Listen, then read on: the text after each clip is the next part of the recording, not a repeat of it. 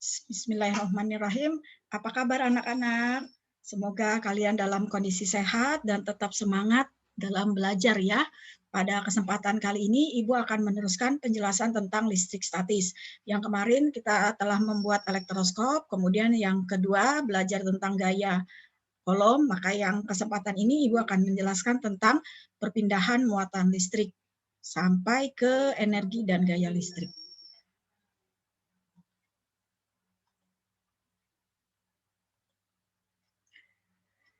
Subbab yang mau Ibu jelaskan pada kesempatan kali ini adalah muatan listrik, medan listrik, dan beda potensial listrik.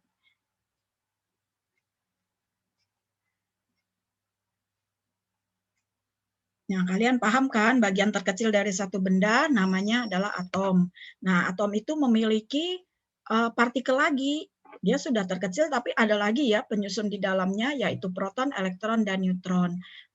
Posisinya proton dan neutron itu ada di inti atom, terikat kuat di sini. Sedangkan elektron ada pada kulit atom.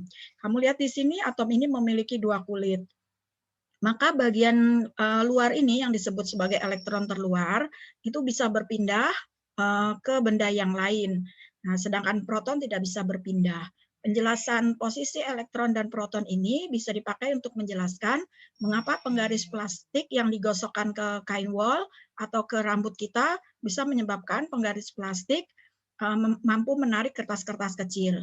Ya, penjelasannya seperti ini. Pada saat penggaris plastik digosokkan ke rambut, maka atau kain wol, maka elektron dari rambut itu pindah ke penggaris plastik.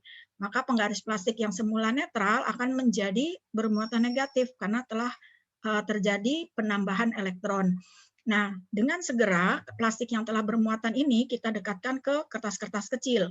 Maka akibatnya kertas-kertas kecil akan menempel pada penggaris plastik. Nah, peristiwa menempelnya penggaris plastik dengan kertas-kertas kecil inilah yang disebut dengan gaya listrik statis. Kita lihat lagi gambar berikutnya. Di sini ada penggaris plastik yang digosokkan ke kain wol, berarti telah terjadi perpindahan elektron dari kain wol menuju ke penggaris plastik. Ada sebelumnya Ibu jelaskan dulu sebuah atom dikatakan bermuatan netral atau atom netral disebabkan karena jumlah elektronnya sama banyak dengan jumlah proton. Tadi Ibu sudah jelaskan bahwa elektron itu partikel yang bermuatan negatif, sedangkan proton itu partikel yang bermuatan positif. Nah, partikel yang bermuatan negatif ini jumlahnya ada 5, sedangkan protonnya di dalam inti ada 5. Maka ini disebut sebagai atom netral. Berikutnya, atom negatif disebabkan karena jumlah elektronnya lebih banyak daripada proton. Di sini kita lihat jumlah elektron yang bertanda negatif ini ada 6, sedangkan yang bertanda positif ada 5. Berarti atom ini bermuatan negatif. Gambar yang berikutnya, atom ini bermuatan positif disebabkan karena jumlah elektronnya ada 4, sedangkan jumlah protonnya ada 5. Sehingga jumlah elektron lebih sedikit daripada jumlah proton. Nah, demikian kita menjelaskan apakah benda itu bermuatan positif, negatif, atau netral ditinjau dari jumlah proton dibandingkan dengan jumlah elektron. Nah, untuk menjelaskan perpindahan atom yang terjadi pada batang plastik dengan kain wol, Ibu ilustrasikan di sini ada muatan positif dan negatif pada batang plastik yang kita hitung jumlahnya sama ya, maka batang plastik ini netral. Kain wol juga jumlah proton dan elektronnya sama, maka netral juga. Namun setelah keduanya digosokkan, maka terjadi perpindahan elektron, yaitu dari kain wol menuju ke batang plastik. Maka kita lihat di sini jumlah elektronnya lebih banyak daripada jumlah proton. Dikatakan bahwa batang plastik bermuatan negatif. Ya, berikutnya kita tahu peristiwa perpindahan elektron juga terjadi pada elektroskop. Elektroskop yang netral didekati oleh benda bermuatan negatif, maka apa yang terjadi? Penjelasannya seperti ini. Mula-mula kondisi proton dan elektron dalam elektroskop ini adalah sama banyak ya. Jadi ini elektroskop netral. Karena didekati benda yang bermuatan negatif, maka muatan-muatan positifnya akan segera mendekati muatan negatif dan muatan negatifnya menjauh dari kepala elektroskop menuju ke daun elektroskop. Jadi ini disebut kepala, kemudian ini batang elektroskop, dan yang terakhir daun elektroskop. Jumlah dari muatan positifnya juga berubah, di sini akan naik ke atas sehingga gambarnya menjadi seperti ini. Ini yang disebut dengan peristiwa induksi atau pemisahan muatan listrik karena didekati oleh benda lain yang bermuatan. Kita perhatikan di sini daun elektroskop membuka makin lebar karena jumlah elektronnya bertambah banyak. Muatan yang sejenis akan menyebabkan kedua daun elektroskop ini tolak-menolak. Nah, ini penjelasan untuk elektroskop netral yang didekati benda bermuatan negatif. Kemudian yang berikutnya, elektroskop yang didekati benda yang bermuatan positif. Benda yang bermuatan positif tadi, benda bermuatan positif mendekati benda yang bermuatan didekati oleh benda yang bermuatan positif. Maaf.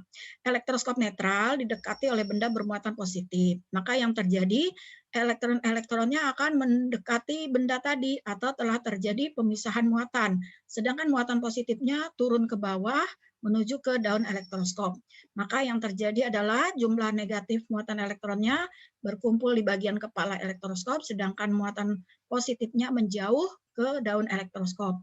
Karena jumlah muatan positifnya bertambah banyak di sini dan sejenis, maka daun elektroskop membuka makin lebar. Nah, untuk penjelasan mengapa kaca yang digosok dengan kain sutra dapat menyebabkan kaca bermuatan positif, ilustrasinya seperti ini. Pertama, batang kaca dan kain sutra netral. Kita lihat dari jumlah proton dan elektronnya sama. Namun kemudian setelah batang plastik dan kain sutra ini saling digosokkan, batang plastik digosokkan ke kain sutra, maka terjadi perpindahan elektron. Nah, dari mana perpindahannya? Perpindahannya dari batang kaca menuju ke kain sutra. Maka akibatnya batang kaca menjadi bermuatan positif, sedangkan kain sutra menjadi bermuatan negatif. Maka kalau kita lanjutkan lagi, apabila batang kaca didekatkan dengan penggaris plastik yang tadi sudah digosok dengan kain wol, maka kedua benda ini akan saling tarik-menarik karena beda jenis muatannya. Batang kaca bermuatan positif, sedangkan penggaris plastik bermuatan negatif. Ya. Selanjutnya kita lihat elektroskop yang awalnya sudah bermuatan listrik positif. Elektroskop yang awalnya sudah bermuatan listrik positif, di sini tersebar merata muatan positifnya dengan cara bagaimana? Yaitu dengan cara kita sentuhkan jari ke kepala elektroskop. Maka elektronnya akan mengalir menuju badan kita ke bumi sehingga elektroskop ini menjadi kebanyakan muatan positif dan disebut sebagai elektroskop bermuatan positif. Elektroskop yang telah bermuatan positif didekati benda bermuatan positif, maka apa yang terjadi? Yang terjadi adalah jumlah muatan elektronnya akan bergerak menuju ke kepala elektroskop, maka muatan-muatan yang ada di daun elektroskop ini akan semakin bertambah karena jumlah elektronnya ditinggalkan kan menuju ke atas. Maka akibatnya protonnya juga tersebar ke bawah ya. Maka akibatnya daun elektroskop ini menjadi semakin membuka lebar. Namun apabila elektroskop yang telah bermuatan positif didekati oleh benda yang bermuatan negatif, maka muatan-muatan positifnya naik ke atas, sehingga jumlah muatan positif yang ada di daun elektroskop ini menjadi berkurang. Lalu kedua daun elektroskop akan saling mendekat. Jadi bisa diumpamakan seperti ini, apabila sebuah elektroskop yang telah bermuatan positif didekati oleh benda yang ingin diketahui jenisnya, misalnya ini belum tahu ya kalau ini positif, lalu dilihat reaksi dari daun elektroskop membuka makin lebar, maka ini menandakan bahwa benda yang mendekati adalah bermuatan positif. Namun apabila daun elektroskop menutup, maka yang mendekati adalah benda yang bermuatan negatif.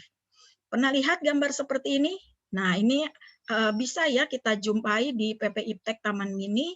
Di Taman Mini itu ada suatu wahana yang banyak sekali percobaan-percobaan IPA di sana.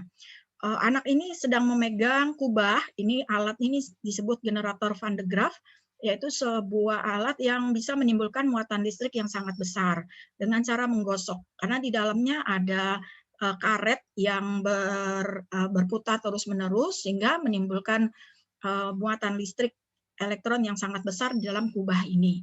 Tadi kan sudah disampaikan bahwa muatan listrik bisa ditimbulkan dengan cara menggosok. Nah, muatan listrik yang sangat besar pada kubah, yaitu elektron-elektronnya, disentuhkan ke tangan kita, maka ini akan berpindah. Tubuh kita itu konduktor ya, maka sebagian tubuh yang kecil, ringan, dan kering yang dapat bereaksi langsung itu adalah rambut. Kita lihat di sini rambut anak ini seperti terangkat karena telah banyak muatan-muatan yang sejenis di sini atau saling tolak menolak. Maka rambutnya terangkat seperti itu. Seru ya, dan ini tidak berbahaya. Kemudian kita lanjutkan ke medan listrik. Medan listrik adalah daerah di sekitar benda yang bermuatan listrik yang bisa menimbulkan gaya listrik.